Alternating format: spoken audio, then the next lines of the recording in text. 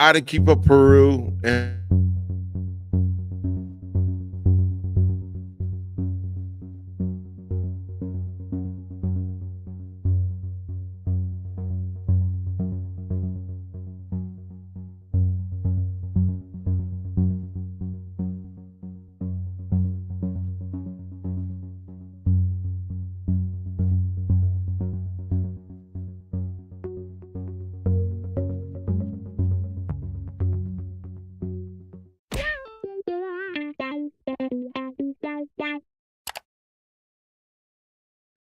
what's going on, Junkie Nation? Gorgeous George reporting for duty here, all the way in Arequipa, Peru.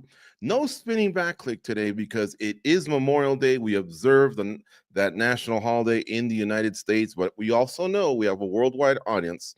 So therefore, we're doing a Q&A today. Now, I'm stepping in for Danny Segura. Kind of got a little ill there. So us homies, man, we got each other's back. So we're willing to do whatever it takes, and we're going to bring you a good Q&A here, a fun show. Whoever wants to come in and participate, submit your questions, your comments. I'm going to try to, you know me, man, I'm going to try to get to all of them. I can be a little winded, so feel free to just go in. Feel free to just go into the chat room and say, hey, keep it going, because otherwise I won't stop. So, yeah, listen, it's been a fun week in terms of having the time off, but man, don't you miss it? Right? If you're a junkie like I am, then not having an event last weekend kind of sucked. But then we're always bitching about the UFC schedule and it's too much. So I'm just going to accept it. And, we got fights to look forward to this weekend. Aaron Blanchfield mixing it up with Macy Barber. And, of course, the following week, we have UFC 316 at the top of the bill, Merab Dvalishvili and Sean O'Malley, the rematch there for the bantamweight title. We also have a co-main event of Juliana Pena defending her strap against Kayla Harrison. In fact, I already saw something coming in regarding Juliana Pena and Kayla Harrison. So we'll start off with that in just a sec. We can jump around with the latest news, the current news, the news that you anticipate that's going to come right from all these fights that have been booked, fighters who don't seem to want to fight. Are they going to move on? You know who I'm hinting towards. Let's talk about it. Let's talk about anything and everything regarding mixed martial arts, and maybe we can have a little bit of fun because it is summer. Even though we observe this holiday, all the fallen soldiers that have fought for the United States, so it's a big deal in the United States. We honor them, we praise them for their sacrifice, their bravery. It is also kind of like the unofficial start towards summer, right? Kids are doing their finals and things like that. They're wrapping it up. Barbecues, long weekends, families getting together. That's what life's all about. So we can always have a little bit to talk about with that as well. Let's get going here.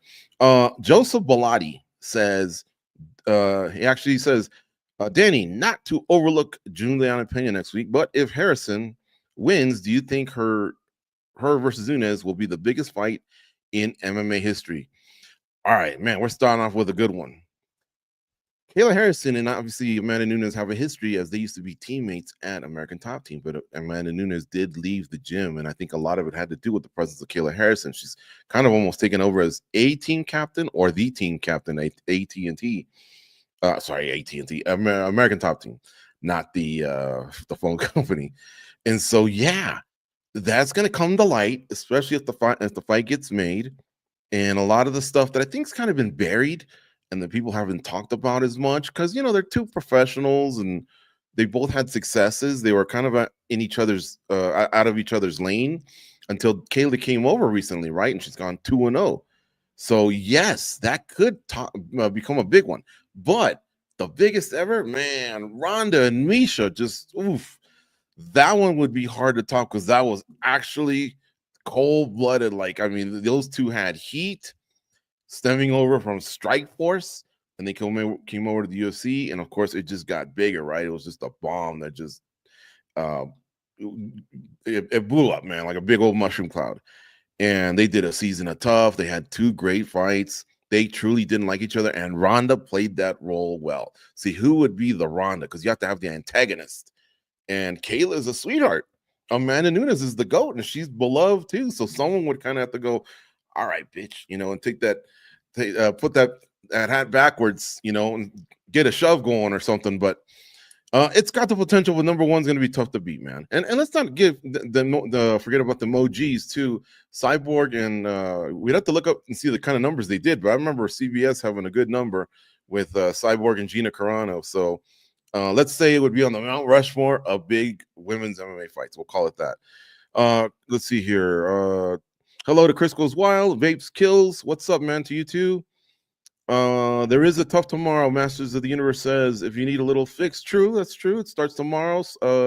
Daniel Cormier and Chael Sonnen. I've been doing a lot of media, but they're buddies, no heat. So we'll see. Maybe the teams can create it. What do I think about Apex cards? This comes from Vape Kills. I've been to one, only one, and I live in Las Vegas. They're very hard to get into. I could put in a credential and go, right? I could have gone to all of them. And perhaps I've been to more than one. I think I went to Dana White Contender Series, something like that. Anyway, they are cool once you're there, and you don't really miss the tremendous crowd and everything it took to get into it and all that. What you miss when you miss it is in the big moments, right? When everyone's oohing and on and looking at each other in disbelief, whether it's good or bad, but hopefully the good.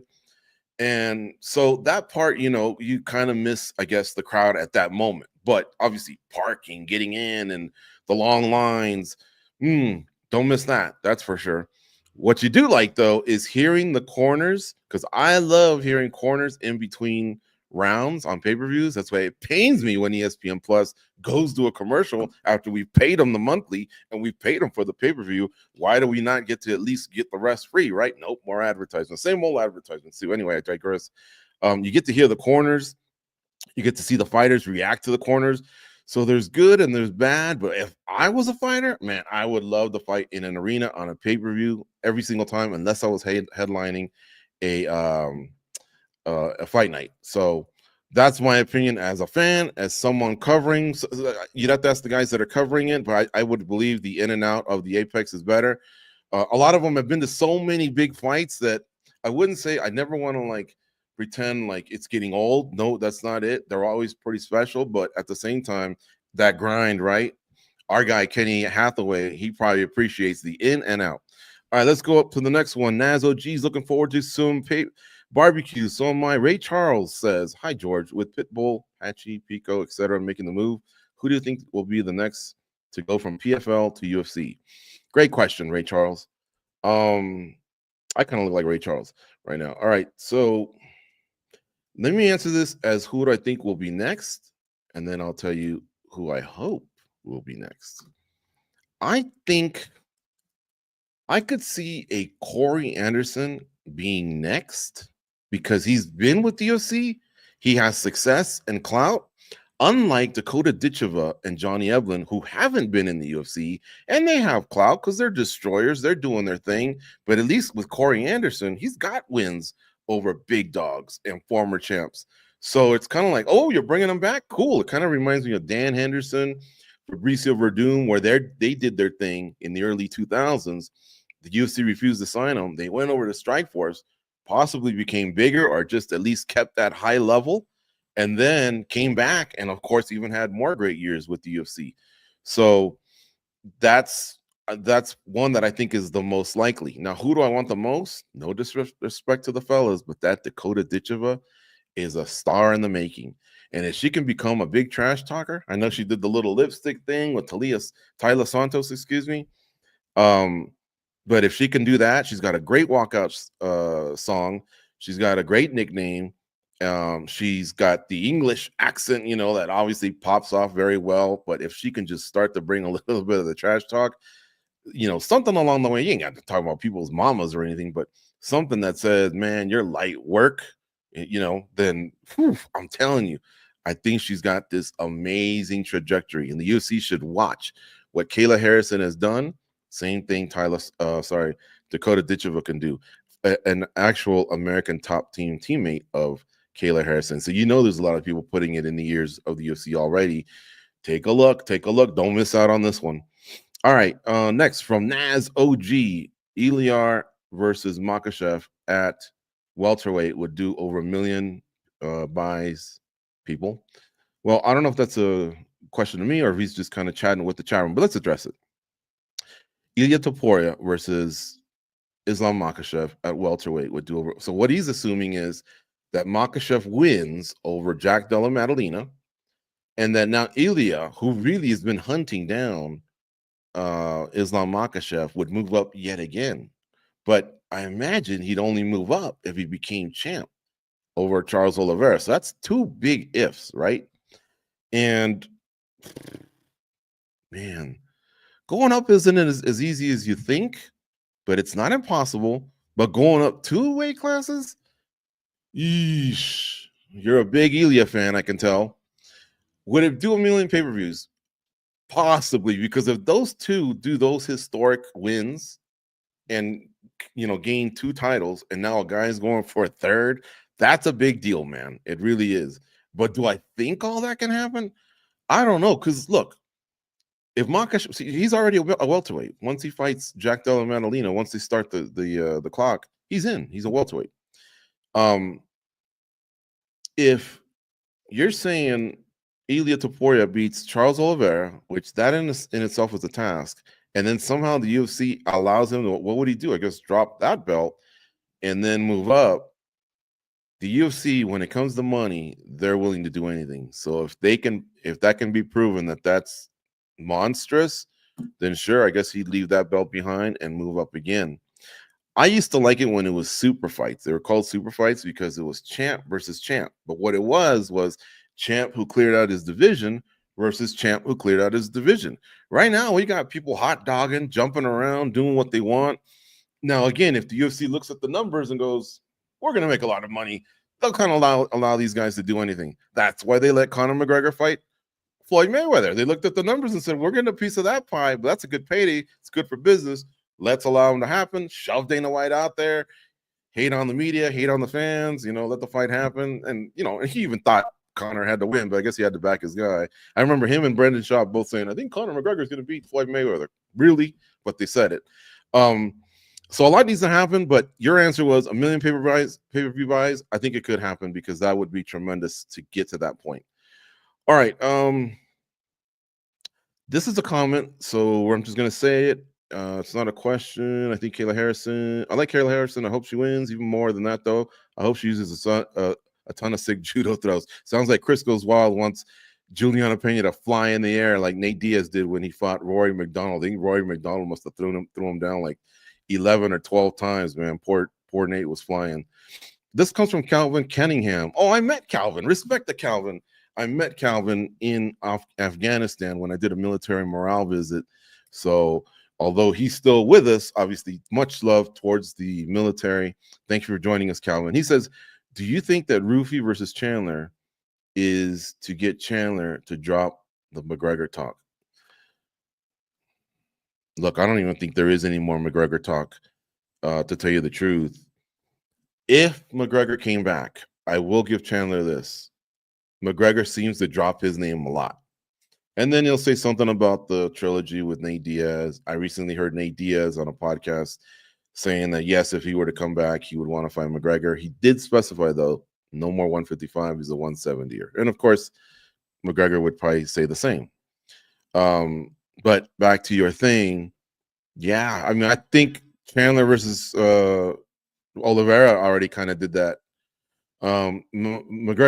Chandler still kind of brings them up, but I don't think there's enough of like that bad blood where it needs to be settled. Example, look at Jorge Masvidal, who retired, right?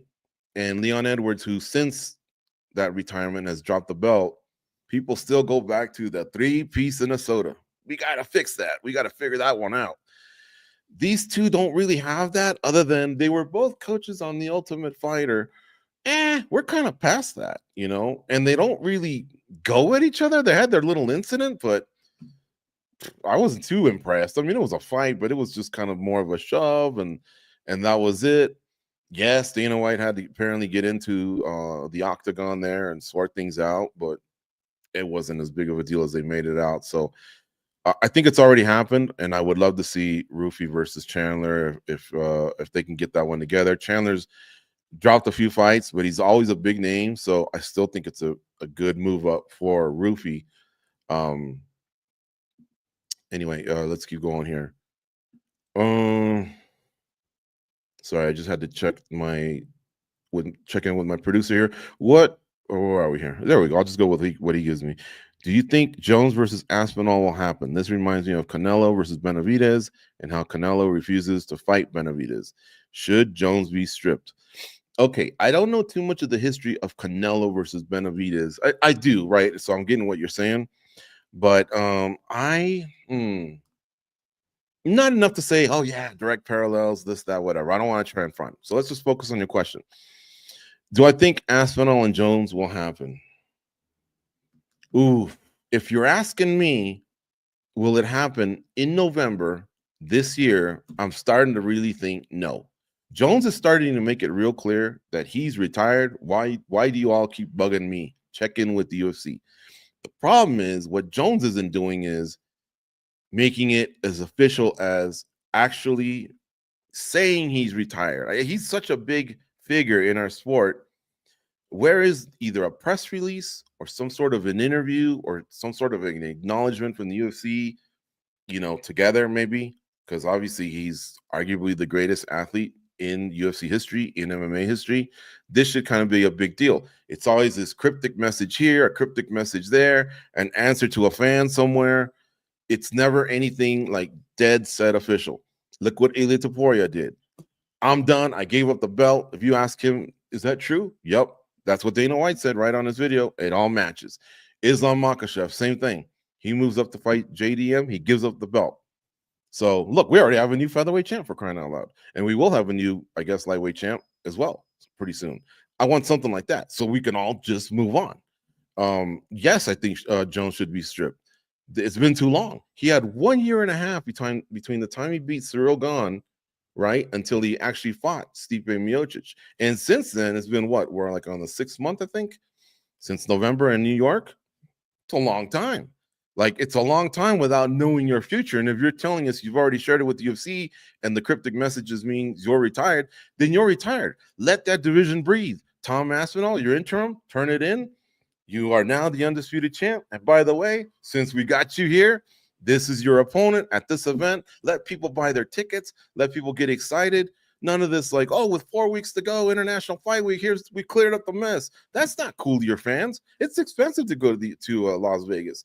The ones in August, for example, DDP versus Hamzat Chimaev, we're like 3 months away in Chicago. All right, let's make some plans. Let's figure this out.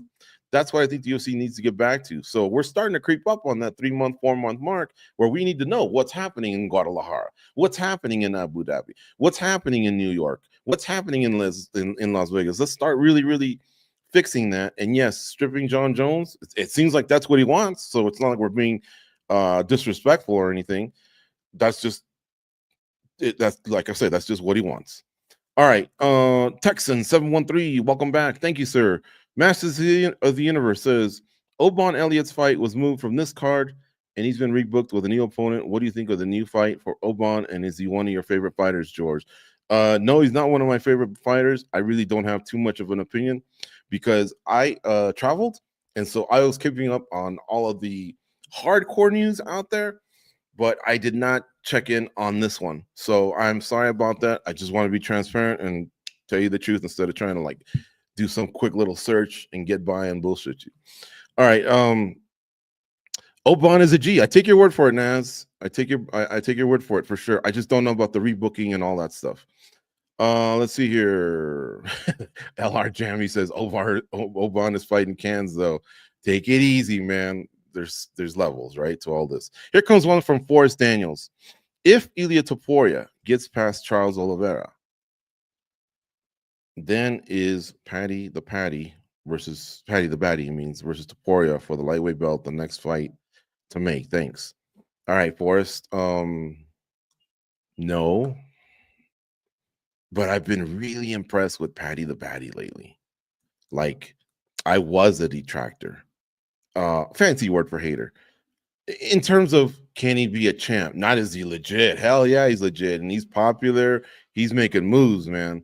But meaning like that high top level of Makhachev at the time, Oliveira, Sarukian, etc. So let's unpack this. If he can get past, if Topuria can get past Oliveira, I know that he has a little bit of a beef with Paddy the Baddy, but cast aside to make the Topuria Oliveira fight was Justin Gaethje, who's been very vocal. It seemed like he had an inside track to the Makhachev sweepstakes prior to Bilal Muhammad losing his title to Jack Della Maddalena. What does that mean? If Bilal Muhammad stayed champ, we'd probably be saying, well, you got to fight Brady, Rachmanov, Gary, Buckley, one of those guys. And Makhachev, your next opponent is the following. But Makhachev was also saying, hey, I'm getting up there. People are calling me an international superstar. Do I get to say, I don't want to fight a featherweight coming up? I did that with Volk. People aren't giving me the love. I don't want to fight Oliveira again because I already fought him. I kind of don't want to do rematches. However, Justin Gaethje is fresh. It's a fresh matchup. Sarukian would have been a fresh title matchup, but because they fought earlier in their careers, but Sarukian done messed up at UFC 311 in January. Sounds like the UFC is penalizing him in some way. He's going to have to fight once or twice. I don't want to dismiss him and say he's not a number one contender because he is, but he's just in the doghouse. So I think Gaethje obviously would be another person there to consider. So my answer to you is, could Paddy the Baddy leapfrog Justin Gaethje and Sarukian? Man. And there's another wild card out there too. So again, I'm thinking about the UFC, the numbers. Is it a big seller? Man, and does Ilia Topuria get to call those type of shots? Right away. Man, I don't think he leapfrogs over those two quality candidates at 155. But I will say this: those guys better get busy because either they have to fight each other or fight someone. I don't know if you can just play the sit and wait game because, like you just presented for us, Daniels, what if the UFC goes with Paddy the Baddy and Ilia Topuria? They look at the numbers and go, "This is massive. We can't step away from it." Then those other guys, by sitting back idly, will have paid the price. Great question, man. Let's see here. Next up is Chris Goes Wild. I think I'd like to see Johnny Evelyn try his luck. Me too, man. He's undefeated, and a lot of people give him a lot of respect, including current and former UFC middleweight champions. So, yeah, I'd like to see it as well, especially because PFL isn't doing their part in keeping him busy. He either should have been in the tournament or he should have just been fighting by now. He's not going to fight for like another month, I believe. That's a long time for an undefeated fighter to just sit and wait. I want to welcome to the show my co-host from MMA Junkie Radio, also my younger brother, Goes. What's going on, Goes? You got the Nolan King thing. Are we doing the Nolan King thing here? Yeah, I was like half naked when I got the call. I was about to jump in the shower, but when our buddies need help, they need help. So here I am. We are. Are you barbecuing later for Memorial Day weekend? Yeah, you know All it. right. Okay. Well, any thoughts on any of the questions I've addressed? Maybe you have an opposing view, or you just want to keep it going here? Jon Jones being stripped, I'm all about that. I think it's just too much has happened. I think a lot of the blame, a lot of us want to beat up on Jon Jones, and I get that. I think the UFC really kind of gave him the platform to do all this stuff, which I think is so weird, knowing his history and how he does stuff. And it's not too often that we see a fighter kind of have a stranglehold on the organization. Well, he's got it, and as we go deeper and deeper into this, like you see with Volkov, you got to remember, man, like not only does this look ridiculous, but you're also holding back everyone else. I just wish I want Jon Jones to get paid. I think fighters deserve to be paid, especially the time that he's put in. I just wish he didn't have this like snarky tone to what he's doing because he's kind of laughing it off. And I think that sucks for people that I think even though these guys are all fighting each other, there should be a little bit of a brotherhood, a little bit of camaraderie for fighters and what they do. And you're kind of throwing it in their face a little bit too. So that part kind of sucks. But yeah, I agreed with what you said. Somebody mentioned boxing earlier when they were talking about Canelo Benavidez, and it made me think, Goes, all them years that we did our show at the Mandalay Bay, who were the fans that really traveled well to support their guy? English, Irish, Mexicans, Filipinos, right? I'm thinking Canelo, Yeah. Pacquiao, um, Conor McGregor, obviously, and so be fair to your fans. There's a lot of fans that are big Aspinall fans, and so they want to know, where are we going? I want to sort out my holiday. I want to ask for the time off from work. I want to get some good tickets, get a good deal on a hotel. You can't be leaving things 4 weeks away just to fill the calendar. So think about them as well. Sort things out nicely. There's Super Bowls that we know that where they're going to be in 2029. Like, I can already start planning stuff out in 4 years if I want. And yet here, sometimes we don't get the news till 4 to 6 weeks out. It's just disappointing. Not all the time, but it really did happen with UFC 317. We only found out like 10 days ago or something like that, or Mm-hmm. 2 weeks ago. So be fair to your fans is all I can say, especially the passionate fans from other countries that travel well. And I said this on yesterday's MMA Junkie Radio. Goes and I do it twice a week. Catch it on your favorite podcast platforms. So it might be a repeat for some of you. It reminds me of Khabib Nurmagomedov, where it seems like the UFC was still under the impression that they could bring him back with the right amount of an offer or something or a situation, and it just didn't happen. And Habib said, I retired that night in Abu Dhabi. There was no, if someone can wow me or blow my socks off, will I come back? There was none of that. And Habib hasn't come. I think Jon Jones gave them a number and said, if you can reach that number, yeah, I'll fight. Right. So that's what he means by, I told him my plans a long time ago, but I don't think he directly told him, I'm retired, I'm not coming back, no amount of money. And so the UFC obviously keeps playing that game, maybe hoping that new house, his travels or whatever, the money starts to run out, and then all of a sudden they got a little bit of leverage, and Jon Jones goes, well, okay, let's do it. But I think it's such an astronomical number, and they're not even close, that's why Jon Jones is referring to it more of a retirement. And the reason the UFC hasn't stripped him is because they think he's going to come down, and then maybe they'll meet him where he wants, and therefore, the fight would happen. When is enough though? Like at what point do we throw in the towel? I just feel like, look, let's just move on. It doesn't mean that John can't come to some kind of agreement once that's done and come back and do that. He's a legend. I think he could call that shot. Yeah. But right now, it's just weird. Like there's a hardcore audience, right? The guys that are listening right now, you guys are hardcores. I have a lot of friends that are kind of like casual fans, and it is so hard to explain to them things week by week what's going on. Like most of them, I've gotten this question a lot. Why are there two champs in almost every division all the time? It's bad planning. It's a lot of business shit, a lot of dumb stuff. Our sport's kind of like not making much sense lately, and I think there are things that you can do to kind of mitigate that. I'm not saying that interim titles aren't necessary. They are necessary from time to time, but we throw them around a lot. Champ status. Fighters are just bouncing around. It's just kind of a weird time in our sport, but pull the plug at some point, right? I think we're getting close to just pulling the plug. Even if you announce the fight today, we still got to hope they both make it to the fight. And if they do, it's like so much time. I don't know. I'm just not as fired up for it as I once was. Yeah.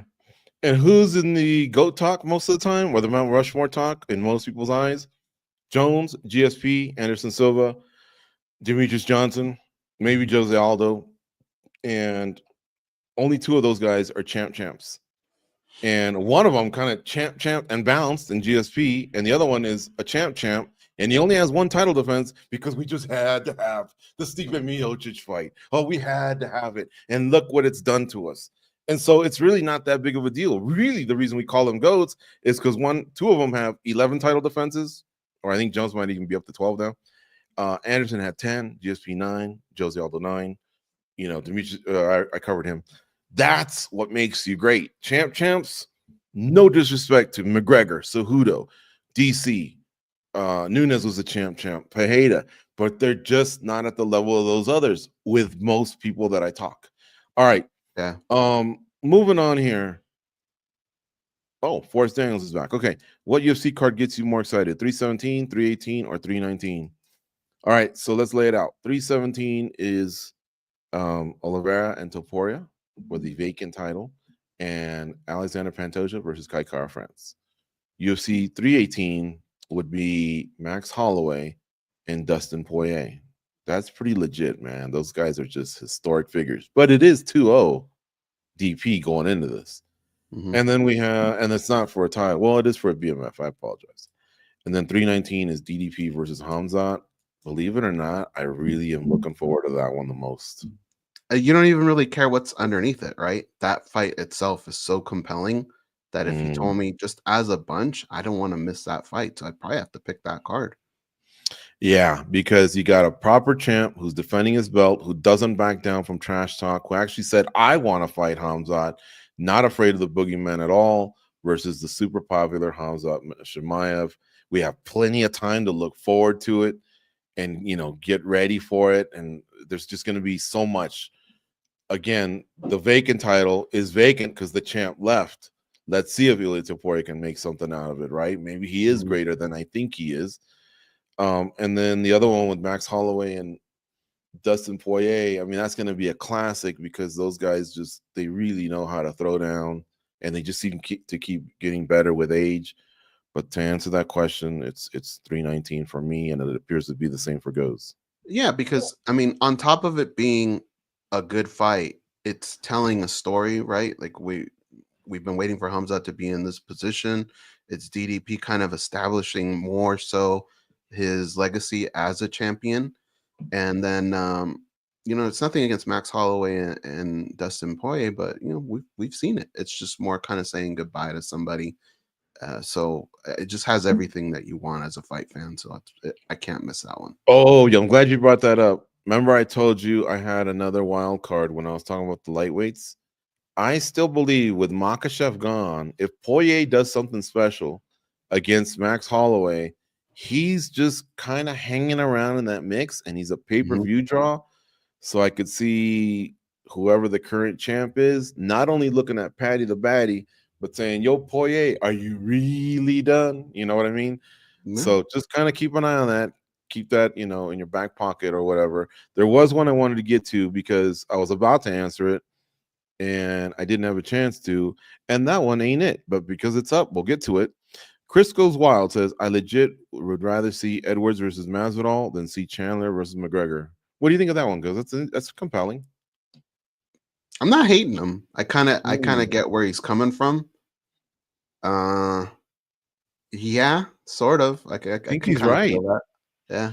I think he's right. They got bad blood. Chandler and McGregor don't. McGregor's return is going to be a monster if it ever happens. Him and Chandler will be a fun fight if it ever happens. The problem is they're not two of the top lightweights in the world. And not to say Masvidal and Edwards are right now, because Edwards has lost 2 in a row.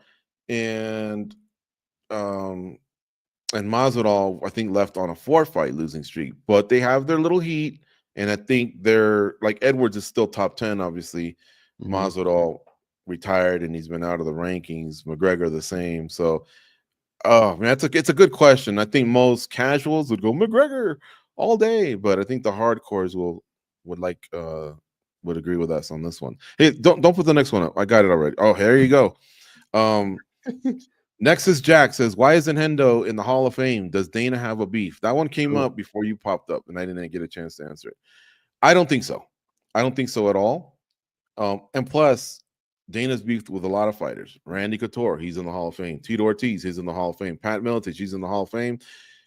Don Fry, more so with Joe Silva, but Dana had his back and took a while, but he's in the Hall of Fame. In fact, even Frank Shamrock, has never been exchanging Christmas cards with Dana White in the last 20 years. Frank Shamrock was offered to be in the Hall of Fame, but he declined. A lot of people don't know that. But what I'm answering is the beef enough to not be cast aside, to honor a fighter? And the UFC asked them to do it about 6-7 years ago. They had a call, and I guess whatever Shamrock was saying, he didn't, I guess, want to abide by the script. And here's what I mean is, I think you're allowed, to bring a certain amount of people. They got your tickets, they got your weekend. I think what he was asking for was a lot more than just that. And then so it kind of started with that, and then I guess they you know, it wasn't as cordial, and then it was one of those like, well, look, if you can't meet the demands, and it ain't happening, like, something like that. And there's a little bit more. I gotta respect what was told to me, Yeah. but I can at least tell you that he was offered, and when the other party said, okay, but can I do this, they said, well, we'd rather you not. Can we, they just couldn't come to an agreement. So yes, Hendo, regardless if there was a beef, which I don't believe there is, isn't in. But more importantly, he should effing be in. That Yeah. dude is a stud. He won a UFC tournament. He never won a UFC title, an undisputed title. But he won a tournament when there was no titles. So I almost regard him as a UFC champion of sort because he won a tournament. Then he goes and wins the King of Kings open weight tournament. Go check and see some of the names that were in that one.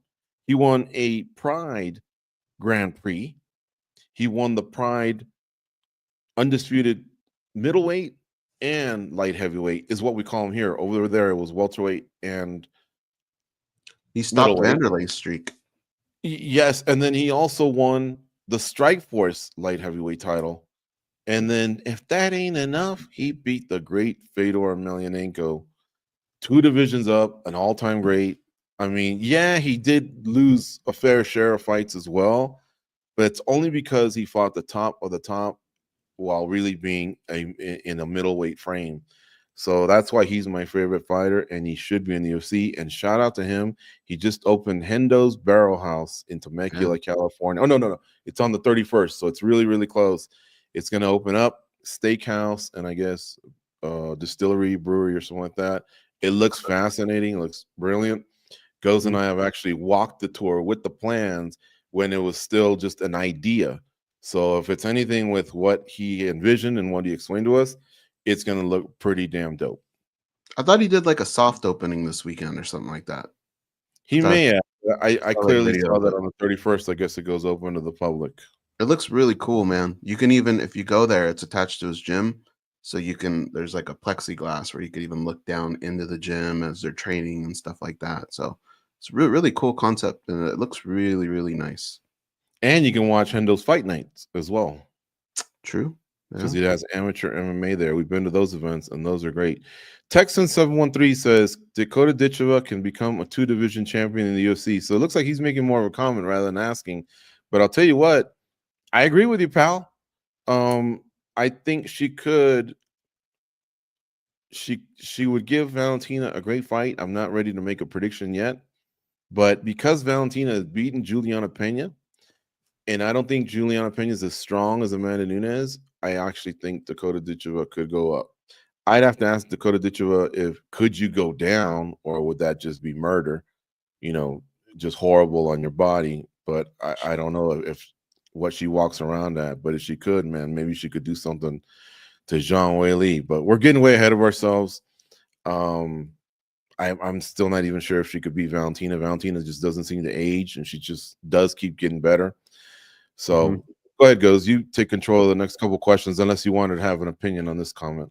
I was just going to say, like, what we are talking about right now, and whoever brought up that comment, is exactly what the PFL has to avoid, right? Because what the situation is right now is, for a long time, Bellator was like a number 2 to the UFC.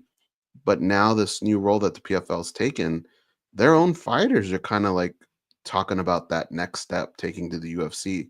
And it wasn't supposed to be meant for that. They're supposed to not necessarily compete with the UFC, but be like their number 2. Now it's kind of almost coming off as a feeder league, right? Like those guys just can't wait to get to the UFC. That's the main goal. They're just having fun over there at the PFL, which a lot of them aren't having fun, but that's not the look you want. And so, we've seen Dakota at UFC events. I have to imagine that's her goal. And if she gets there, which she probably will, she can be a pretty big star. It just depends on how the UFC wants to market her, because look, man, it's murderer's row at the UFC. It really is. It's hard. That's why we, like, when we talk about some of these people like Demetrius Johnson that just had all these title defenses, it's hard to keep winning at a high level in the UFC, no matter who you are. But there are different routes that fighters take. And I think with Dakota, if you're smart, you can build her up and you can have another star. I mean, look, Kayla Harrison hasn't been there that long, and look how beloved she is already by the UFC public. Can you imagine Dakota? Yeah, no doubt. It's only been 2 fights in less than a year for Kayla Harrison, and she's doing well, in my opinion. Mm-hmm. All right, what's next? I thought Danny was just flashing them. Just grab one. Grab one, yeah. Let's see. Okay, here's one. Do I think Paddy is finally starting to get the respect from the fans? People see him as a potential title contender now, and rightly so. But what are my thoughts? Okay, yes, for sure. We kind of covered this earlier a little bit, but what I think about Paddy is I thought he had some potential, but I wasn't sure if he could mix it up with the top 5, we'll call him. A lot of times you can pick up a top 10, and I'll tell you why. Because sometimes those top 10s are former top 5s that are just kind of falling. Or it could be a rival rising superstar like yourself. You know what I mean? But top 5 usually means they're in their prime, and you got to be really buttoned up against those guys. And right now, I guess my top 5 would be, well, Makhachev's gone. Oliveira. Well, no, let's pretend that fight hasn't happened. So I guess Makhachev, Oliveira, Sarukian, Gaethje, and I guess Poirier, or am I leaving someone out? I don't know. I don't think Paddy could beat them right now. Now, he did beat Chandler, and Chandler's been competitive against some of these guys. So, if we connect the dots, A, B, and C, that type of thing, sure, there's an argument to be made. But had he just decisioned Chandler, he beat it. He finished him, right? Yeah, he did. I'm pretty sure he did. Had he just decision Chandler, I think there would still be more doubters. A lot of people became fans and believers, but there would have been still people with doubts. But because he finished him and he actually beat him at some of his own strengths, I think a lot of people were like blown away, and they're like, whoa, I got it wrong. Like, this kid can fight. And so another thing he proved is that from fight to fight, he's also getting better. He's getting more confident. He looks strong and filled out. He says he's not going to let himself blow up, but I recently saw a photo of him, and it looks like he was maybe halfway to blowing up. I wish he would really tighten that up. So yeah, I'm a believer. Do I think he could be a champ? I think he'd have a shot against Oliveira. Sarukian's is so tough with the wrestling. That That's would be tough. Gaethje, possibly. Especially because he can wrestle and take you down and then possibly submit you. But then once he got those elbows going, dude, homeboy was really, really impressive. Mm-hmm. So I'd say, yes, he's starting to get a lot of respect from a lot of fans and media. And a lot of it had to do with the fact that he finished Michael Chandler. I think some fans did get like a little bit of pie in their face, but at the same time, I don't know that they deserved it just because he did improve drastically from fight to fight. Like, he's still getting better. So even this question that's posed now, like some of the names that we're saying maybe he couldn't beat with the next performance, depending on how he looks, we might be saying the opposite. He's showing improvement. He's got his diet under control. So that dude's got a lot of potential, man. They really, really have something with him.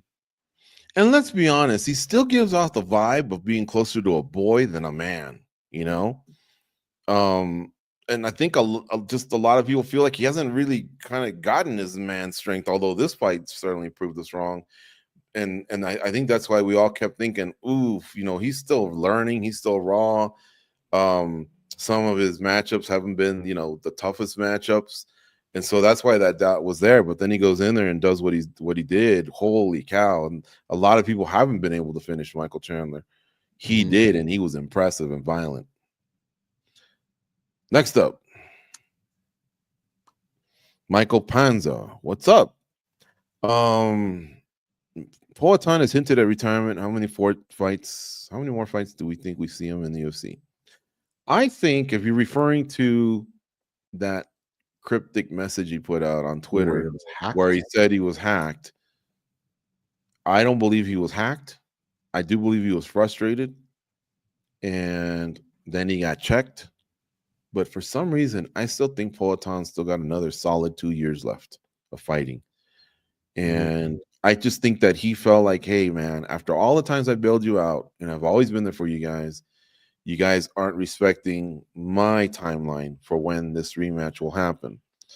And that was more of his frustration right there. But I think the rematch will happen.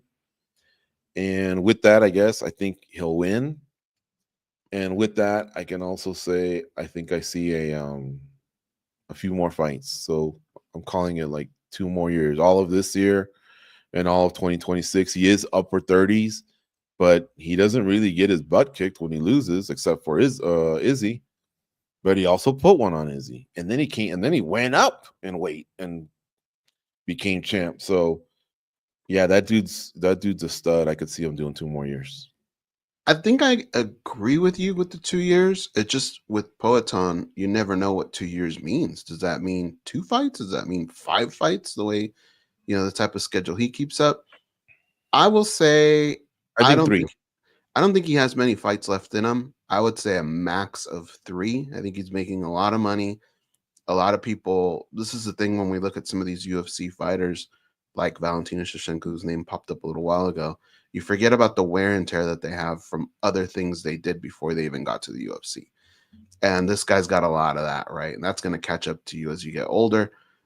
So there's just this new, we have to look at fighters from a different perspective. I think gone are the days of the Randy Couture's and these guys that are fighting in their 40s. I don't think that's going to happen anymore. I think they're getting in earlier, they're putting in more wear and tear, and they're just going to have this little window now where fighters just come and go. And I think Poetan's got 3 more fights left in him, and then that's a wrap. Mm-hmm. Boy, did he maximize his time though. He sure did, and he's a legend over at kickboxing too.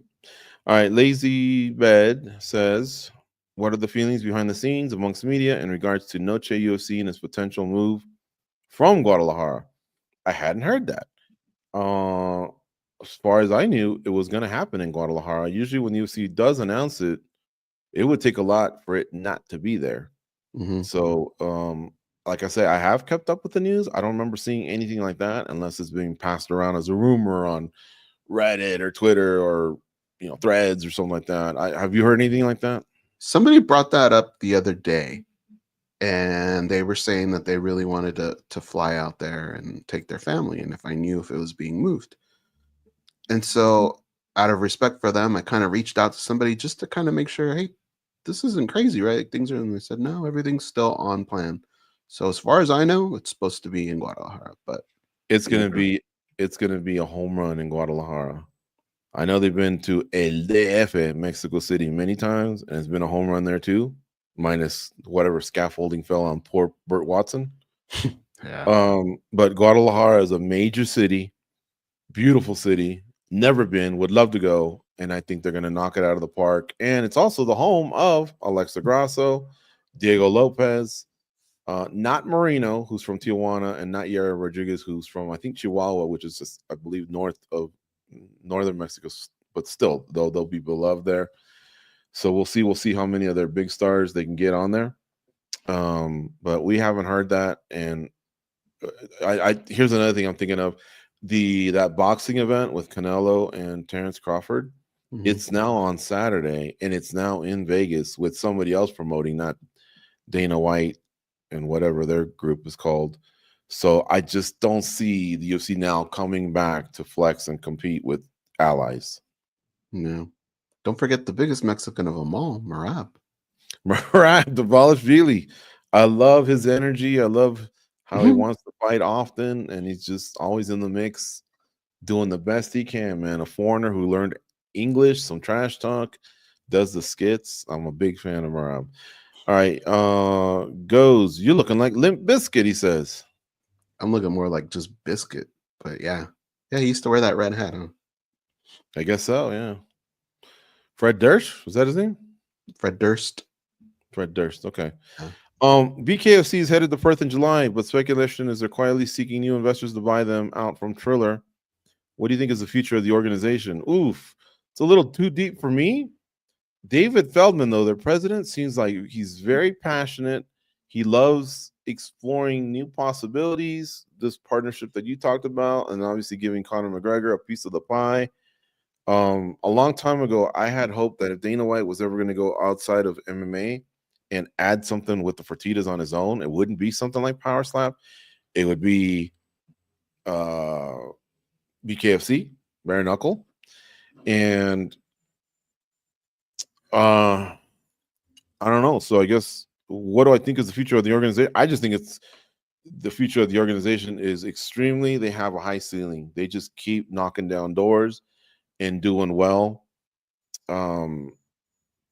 They think outside the box. They bring in boxing superstars like Austin Trout, MMA fighters that are either done or taking a break from MMA, and they bring them in, giving veterans another chance when they're maybe officially done with MMA, like a Luis Palomino. So I see them probably maybe delving more into the kickboxing world and maybe bringing some of them over, maybe some more boxers. But their ability to just kind of go all over the world and knock down walls and doors and barriers is pretty amazing. So I don't know about this new speculation. To me, it sounds like they're doing well, and the future I think is bright. Yeah, everybody has a dream, but it's hard to kind of put that dream on paper and make it happen. And David Feldman has done a great job with coming in with an idea, honestly, an idea that a lot of people thought he was crazy when he first started. And he built it up, man. And he really built it up to something pretty fun. I wasn't the biggest fan of it when it started, and then they really got me. And now I love watching these fight cards, man. They're brutal, but they're great. Wait till you go in person and wait till you see. If you ever get a chance, even if you don't catch a BKFC, check out what their little Challenger series or their Apex series kind of like, because it's in a smaller fighting area. And man, I'm telling you, those fans were lusting for blood. And because the fighting area wasn't as big, there ain't no running around, man. Someone was getting jacked up. Like, when you're at an MMA fight or boxing and you're grabbing a beer and then you hear the walkouts, you probably go, hey, the next fight's about to start. You have every right, if you're at a BKFC and you're getting your hot dog and your beer, to go, hey, someone's about to get fucked up. Let's go back to our seats, because it's literally that violent. You're going to deliver on your promise. I'm telling you, guys, it was gory, man. And you could hear the flesh, just jaws getting stolen on and blood. And I was like, I had to ask Sean and Chris Light on Sean Wheelock afterwards. I talked to him. I'm like, hey, is it me, or was this just like more raw? And they was like, yeah, it's a smaller fighting surface. So, man, go to one of those if you ever want to really, really go off the deep end. I gotta imagine being a judge there is probably a pretty easy night too. Speaking of hot dogs, right? Probably grab a couple of those. Exactly. No judges needed there. Oh. Ooh. Okay. I think you gotta go hamburgers. The question is hot dogs or hamburgers. You gotta go hamburgers, but a gourmet hot dog does take it to the next level, but it probably doesn't do enough. So I think I'm gonna have to go hamburgers. You, George? Oh, I love me a good chili dog with cheese, mustard. I got chili Don't call me burgers. crazy. Don't call me crazy. It's called a coney dog, except they throw onions and I don't. But there's so much you can do with burgers, doubling up the patties, tripling them up, all the different sauces, whether it's straight off the barbecue or a teriyaki burger or what. Yeah, burgers. Yeah. Burgers seem to do it for me too. Yeah. Great question at the MMA Holds. Jack Nichols says, should Valentina fight Wei Li or Silva? Actually, neither. I think if Blanchfield steamrolls Barber, I think she's earned her spot after losing to Manon Fiorot. Does she have to steamroll though? She has to steamroll. If it's a boring decision, Natalia seems to have it, and she's on a 6-fight win streak. I could see them possibly looking towards her. It'd be a nice stand-up affair against another stand-up fighter. And she's Brazilian, and I think the UFC always wants to have Americans or Brazilians, a American or a Brazilian, always kind of like in the mix at some point. So as far as Wei Li, I just feel like she's close to clearing out, but you still got to give Verna Jandiroba a chance. She's won 5 in a row. She's done her job. You haven't beaten her. Mackenzie Dern is someone to look out for, though, because she's got it as well. And if she were to have some sort of an impressive win along the way, then that might be someone else to look out for. But we're getting close to 2 champions that have cleared out their divisions, possibly meeting up, and that's when I back off. I call it a super fight, and I respect it. Mm-hmm.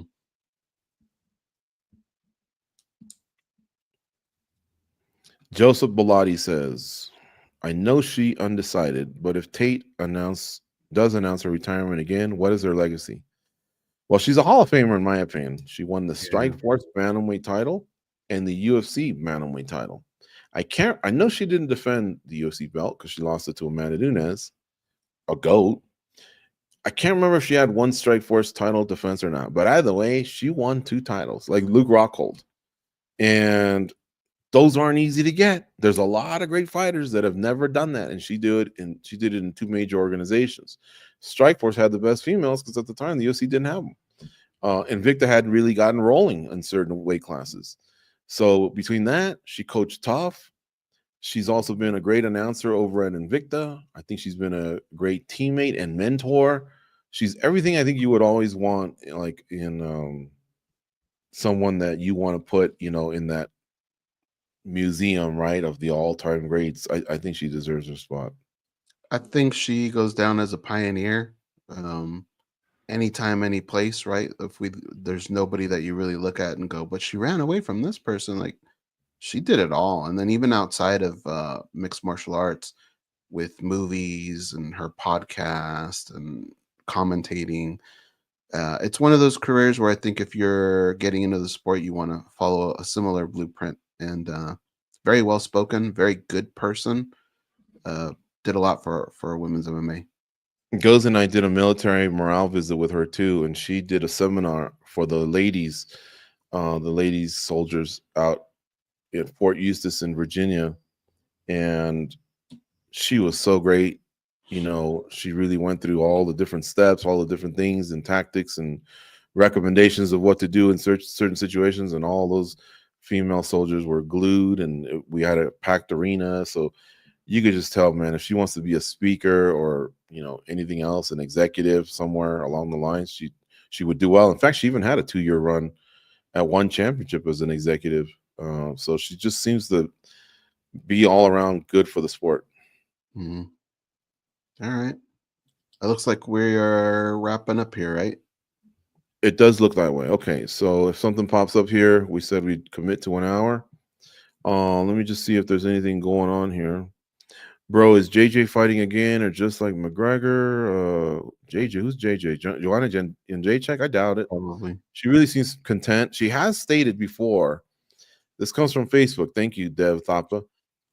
She has stated before she feels like she shouldn't have left. She wasn't sure, but she had the 2 losses against the current champ. There was no spot for her, but she brought her own version of excitement and trash talk. I kind of miss her, to be honest. Me too. I think she could beat a lot of strawweights. It's just that she loved being Joanna champion, and that there's really no path there because you're 0-2, then she's just doing what she's doing. But she does, if you follow her on social media, she does seem to travel a lot and really does seem to enjoy life. Thunder or Wolves is asking Matt Wells. First 10. That's a great question. The Thunder scored 140 some points the end of the day, but don't fall in love with that because during the regular season they weren't a super high scoring team. And the Wolves did. The Thunder is also a great defense, and they make good adjustments or whatever. So I think the Thunder could beat them first to 10 this time. I think they're going to try and send a message. It was the Wolves that scored 140 points. The Thunder's attached to Down Under, so I'm going to go the Wolves. Mm-hmm. Yeah, I think that's it. We're going to wrap up here. Thank you all for joining us today, and we will try and do these more often to complement Spinning Back Click, which is every Monday, noon Eastern, 9 a.m. Pacific. We unpack the biggest stories of the week. us two and our colleagues, you can always count on us for that show. Overreaction time is Tuesday, noon Eastern, 9 a.m. Pacific. Also a new video franchise added to MMA Junkie. But yeah, we'd like to do more of these Q&As in addition to those, not just in place of, because it seemed to be fun interaction with you guys. And 1 hour just seems too short. I have a commitment that I have to get to, though. So we leave you now with that. Enjoy for you all in America and all those around the world that observe the Memorial Day national holiday in the United States. I hope you have a great day with family. Wrapping up this excellent weekend. I want to give a shout out to my nephew, Marcus Gonzalez, who got married this weekend as well. So we're out of here. Go out and be a champion, and we'll talk to you soon.